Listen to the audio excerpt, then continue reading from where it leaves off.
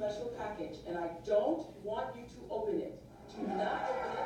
The doors are on you, so do not open it until I tell you. All right? Open your boxes. Open your boxes. 1, 2, 3.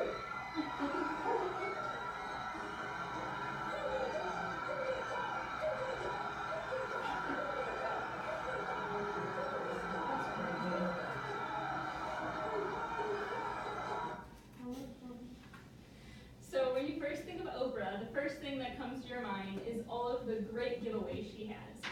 She's constantly giving to people who are at her interviews or people in her audience. But the one thing I think about when I hear Oprah Winfrey is her motivational language. Everybody in the audience.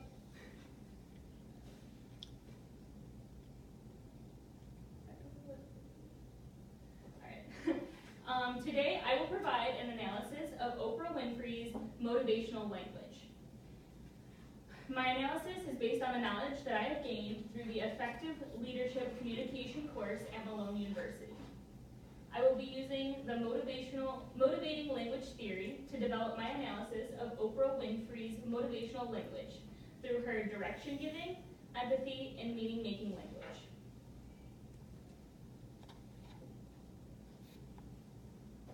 So, motivating language.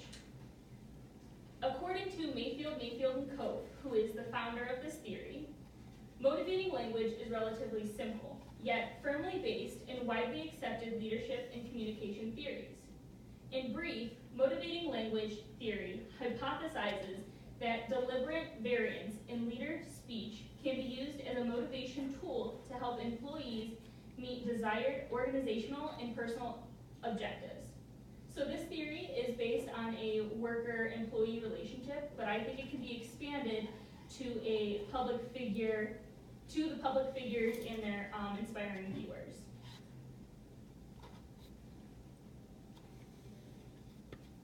Direction giving.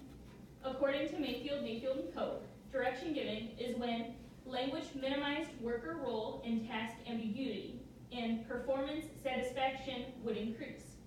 A form of direction-giving speech occurs when the boss clarifies a task's goals and rewards the employee. Over the course of Oprah's career, she has encountered thousands of interviews and uses her intellectual intelligence and her experience to articulate advice to her peers.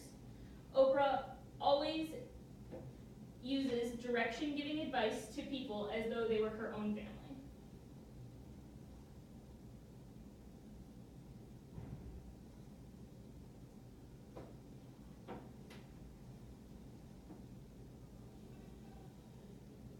Okay, we're here in life class again. After last night, knowing when you know better, you do better. We're ready to move on to what I think is another powerful lesson that I started to get when I was a really young girl, having been raised by my grandmother, and then at 6 years old being separated from my grandmother, being moved to Milwaukee and suddenly in a foreign environment for myself. I remember walking into that new space and recognizing that in many ways I was alone, which is a terrible feeling if you're 6 years old, but I've always had the deep understanding for myself that if anything was going to move forward in my life, that I was going to have to be responsible for making that happen. And I know that to be true now and can articulate it as you are responsible for your life. And if you're sitting around waiting on somebody to save you, to fix you, to even help you, you are wasting your time, because only you have the power to take responsibility to move your life forward. And the sooner you get that, the sooner your life gets into gear. This is what I know from doing 25 years and thousands of interviews on the Oprah Show. It does not matter where you come from. I have seen people come out of the desert, walk across the desert, being born in the most dire circumstances. Doesn't matter what your mama did, whether she did or had a PhD or no D. What matters is now, this moment, and your willingness to see this moment for what it is, accept it, forgive the past, take responsibility, and move forward.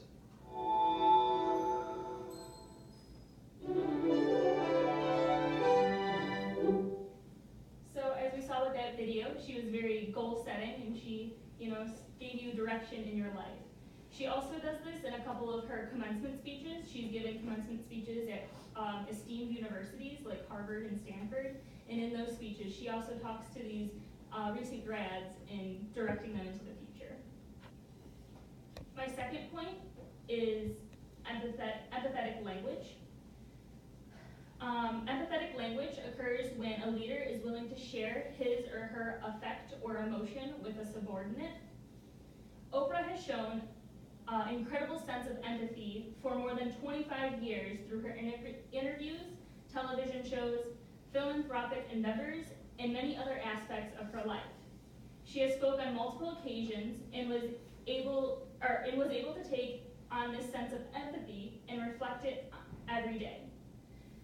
According to Jesse Borsolano, who wrote an article called 3 Lessons Oprah Winfrey Taught Us About Empathy, the first point that she taught us is empathy is an outcome of adversity and resilience. Oprah said, "The struggle of my life created empathy. I could relate to pain, being abandoned, and having people not love me." The second lesson she said she taught is empathy is essential to building relationships. Oprah said, "Leadership is about empathy. It is about having the ability to relate and connect with people for the purpose of inspiring and empowering lives." The third lesson is authenticity and caring for others is central to your personal brand. Oprah said, "Let excellence be your brand. When you are excellent, you become unforgettable. Doing the right thing, even when nobody knows that you're doing the right thing, will bring the right thing to you." Another great example of Oprah showing empathy is her opening up to about her abusive childhood. In many different interviews and speeches, she goes in depth about her childhood and how troubling it was, and she lets us in on her insight. And my final point is meaning-making language. Meaning-making language, according to Mayfield & Cope, happens when a leader explains the organization's culture environment to a worker, including its structure, rules, and values. Oprah uses meaning-making language in many different speeches and episodes to articulate several different life lessons. It is her ability to use this communication that motivates her viewers and fans to push through the strife that life throws our way.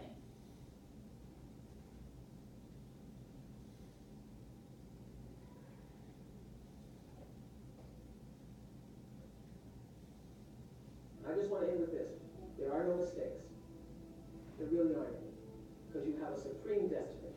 When you're in your little mind, in your little personality mind, where you're not centered, where you really don't know who you are, but you come from something greater, bigger, and we really all are the same. When you don't know that, you get all flustered.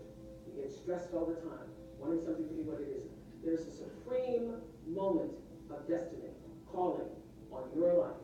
Your job is to feel that, to hear that, to know that. And sometimes when you're not listening, you get taken off track. You get in the wrong marriage, the wrong relationship, you take the wrong job. Yeah, but it's all leading to the same path. There are no wrong paths. There are none. There's no such thing as failure, really, because failure is just that thing trying to move you in another direction. So you get as much from your losses as you do from your victories, because the losses are there to wake you up. The losses are to say, "Fool, that is why you go to school, so that CBS can call you."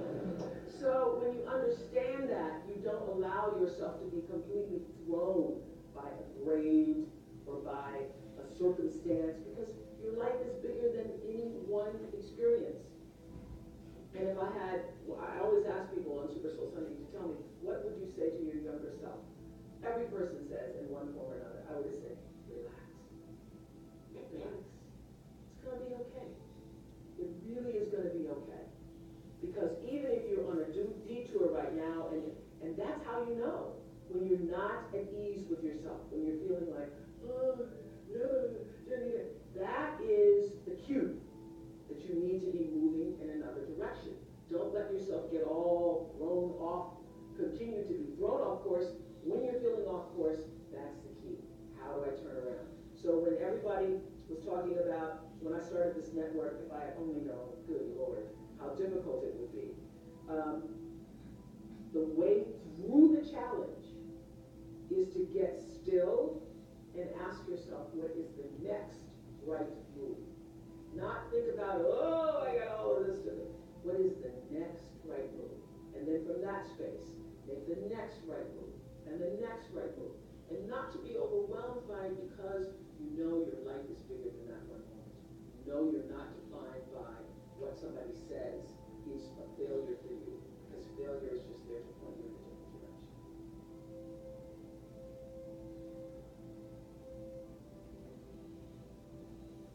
So we might not be in a work environment with Oprah, but we are in the environment of life.